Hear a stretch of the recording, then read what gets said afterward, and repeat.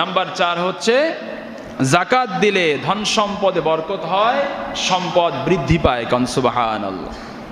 আল্লাহ রাব্বুল আলামিন বলেন, ওয়ামা আনফাকতুম মিন শাইইন ফাহুয়া ইউখলিফু ওয়া হুয়া খায়রুর রাযিকিন।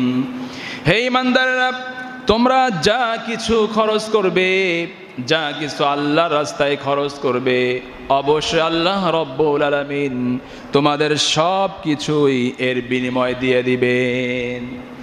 হাদিসে কুদসিতে এসেছে, আল্লাহ রাব্বুল আলামিন বলেন, ইয়া ইবনা আদম উনফিক আলাইকা, হে আদম সন্তান, তুমি তোমার ধন সম্পদ আমার পথে খরচ করো, তাহলে আমিও আমার সম্পদ তোমার পথে খরচ করব। তার মানে তুমি তোমার সম্পদ থেকে যাকাত দিবে, দান সাদাকা করবে, তোমার সম্পদ আমি রব্বুল আলামিন বৃদ্ধি করে দেব। দান করলে সম্পদ কমে না বাড়ে? আমরা কি দেখি, দান করলে কমে যায়। আপনার কাছে 1 লক্ষ টাকা আছে, আপনি এর 2.5% বের করে দিয়ে দিলেন, 2,500 টাকা কমে গেল না বাড়লো?